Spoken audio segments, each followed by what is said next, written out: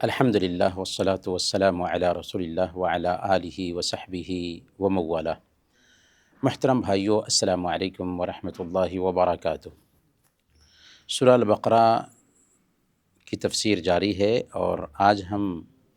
سورہ البقرہ کی آیت نمبر 74 کی تفسیر جانیں گے۔ اللہ تعالیٰ فرماتا ہے اعوذ باللہ من الشیطان الرجیم، بسم اللہ الرحمن الرحیم۔ ثم قست قلوبكم من بعد ذلك فهي كالحجارة أو أشد قسوة وإن من الحجارة لما يتفجر منه الأنهار وإن منها لما يشقق فيخرج منه الماء وإن منها لما يهبط من خشية الله وما الله بغافل عما تعملون۔ پھر اس کے بعد تمہارے دل پتھر جیسے ہو گئے، بلکہ اس سے بھی زیادہ سخت۔ بعض پتھروں سے نہریں بہہ نکلتی ہیں اور بعض پھٹتے ہیں اور ان سے پانی نکل آتا ہے، اور بعض اللہ کے ڈر سے گر پڑتے ہیں، اور تم اللہ کو اپنے عملوں سے غافل نہ جانو۔ بنو اسرائیل کو خطاب ہے، اور اللہ تعالیٰ بنو اسرائیل کے اوپر اپنی جو نعمتیں کی تھی ان نعمتوں کو پہلے یاد دلایا ہے، اور اس کے بعد ان کے دل کی سختی کی بات کہی ہے۔ یعنی اللہ تعالیٰ ان کو سمجھا رہا ہے کہ دیکھو، تمہارے لیے موسیٰ علیہ السلام مسیحا بن کر کے آئے، انہوں نے فرعون کے چنگل سے تمہیں نکالا، تمہارے سامنے سمندر میں راستہ بنتا ہے، اس راستے سے تم بحفاظت نکل جاتے ہو، پھر میدان تیہ میں آتے ہو تو اللہ تعالیٰ تمہارے لیے من و سلوہ اتارتا ہے، تمہارے لیے چشمے جاری کر دیتا ہے، تمہارے لیے بادلوں کا سایہ کرتا ہے، تم میں سے کچھ لوگوں کو موت دے دیتا ہے پھر ان کو زندہ کرتا ہے، تم میں سے کچھ لوگوں کو سوروں اور بندروں کی شکل دے دیتا ہے۔ یہ ساری اللہ کی نشانیاں تمہارے سامنے میں ظاہر ہوئی ہیں، لیکن پھر بھی تم دل کے اتنے سخت ہو کہ اللہ کی پہچان نہیں رکھتے ہو۔ تو اسی کی طرف اشارہ کرتے ہوئے اللہ فرماتے ہیں ثم قست قلوبکم من بعد ذلک، یہ واقعہ تمہارے بیچ پیش آتا ہے کہ ایک بندے کو قتل کر دیا جا رہا ہے، گوشت سے مارا جاتا ہے، اللہ تعالیٰ اس کو زندہ کر دیتا ہے، اور تم دیکھتے ہو کہ زندہ ہو کر کے وہ بات کر رہا ہے، پھر موت ہو جاتی ہے، ابھی بھی تمہارے دلوں کے اندر نرمی نہیں آئی، اس کے باوجود بھی تمہارے دل سخت ہو گئے۔ فَهِيَ كَالْحِجَارَةِ، دل ایسے ہو گئے جیسے پتھر ہیں۔ پتھر سے مثال دی جاتی ہے دلوں کے لیے کہ دل اس کا سخت ہو گیا ہے جیسے پتھر ہو۔ مطلب کیا ہوا؟ جیسے پتھر کے اوپر کچھ اثر نہیں ہوتا، ویسی ہی دراصل فلاں کا دل ہے۔ تو اللہ تعالیٰ نے دراصل یہی بات اس آیت میں بیان فرمائی ہے کہ تمہارے دل کے اندر سختی آ گئی، لیکن اس کے بعد پتھروں کی قسمیں بھی بیان فرمائی کہ دیکھو، تمہارے دل پتھروں کے جیسے ہو گئے کہ پتھروں میں جیسے شعور نہیں ہوتا، ویسے ہی تمہارے دل ہو گئے کہ لاکھ سمجھاؤ، لاکھ نشانیاں بتاؤ، لیکن پھر بھی اس کا اثر تمہارے پر ظاہر نہیں ہوتا ہے۔ لیکن دیکھو، جس پتھر کو تم مثال کے طور پر پیش کر رہے ہو، اس پتھر کے اندر بھی بہت ساری خوبیاں ہوتی ہیں، اور 3 خوبیاں اللہ تعالیٰ نے اس آیت میں بیان فرمائی ہے۔ اللہ تعالیٰ فرماتا ہے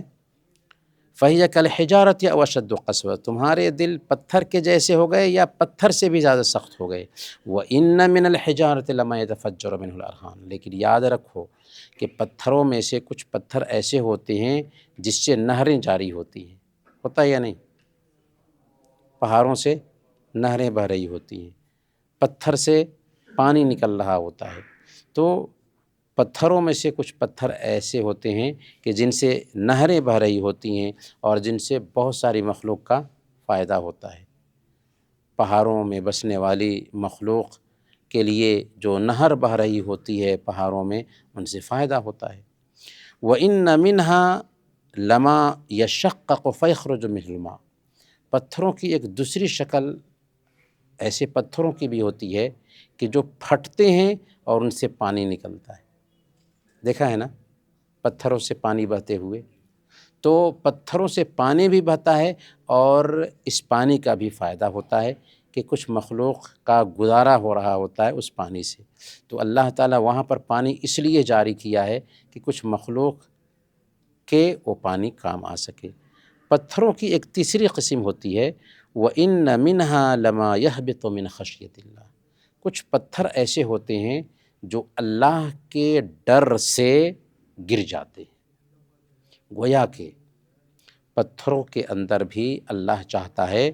تو شعور پیدا ہو جاتا ہے۔ وَمَا اللَّهُ بِغَافِلٍ عَمَّا تَعْمَلُونَ، اور تم جو کچھ بھی کرتے ہو اللہ تعالیٰ غافل نہیں ہے، یعنی ایسا نہیں ہے کہ تم جو عمل کر رہے ہو، تم جو اعمال انجام دے رہے ہو، اللہ تعالیٰ ان سے لاپرواہ ہے، نہیں، بلکہ تمہاری ایک ایک حرکت کی تمہیں سزا دے گا کل قیامت کے دن۔ تو یہاں پر پتھروں کی 3 قسمیں بیان فرمائیں، اور یہ بیان فرمایا کہ پتھروں میں سے کچھ پتھر ایسے ہوتے ہیں جن کے اندر شعور ہوتا ہے۔ اللہ تعالیٰ نے قرآن کریم میں ایسی بہت ساری مثالیں بیان فرمائی ہیں کہ جماد کے اندر بھی اللہ چاہتا ہے تو شعور پیدا ہوتا ہے۔ اللہ تعالیٰ نے سورہ بنی اسرائیل آیت نمبر 44 میں بیان فرمایا وَإِن مِّن شَيْءٍ إِلَّا يُسَبِّحُ بِحَمْدِهِ وَلَكِن لَا تَفْقَهُونَ تَسْبِيحَهُمْ، کہ دنیا کی ہر چیز اللہ کی تسبیح بیان کرتی ہے لیکن اس کی تسبیح کو تم سمجھتے نہیں۔ تو تسبیح بیان کرنے میں جماد بھی ہوتے ہیں، لیکن جماد کی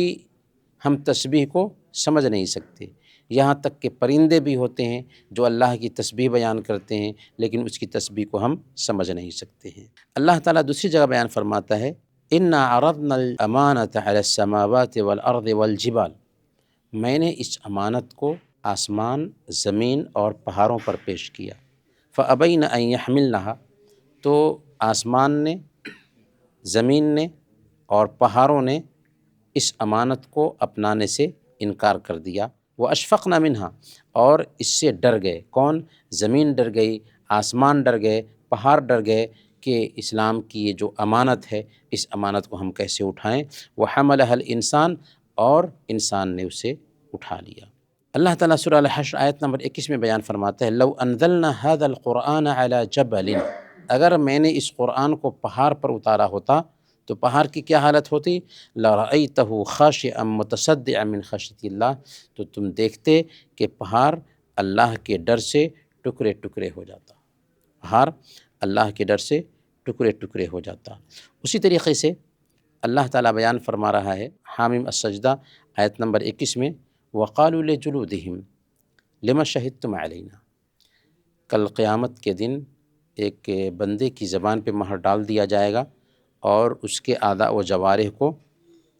زبان دے دی جائے گی، اس کے اعضاء و جوارح بات کریں گے، تو بندہ کہے گا کہ میں نے تو تمہیں ہی لذت پہنچانے کے لیے تمہیں غلط راستے میں استعمال کیا تھا،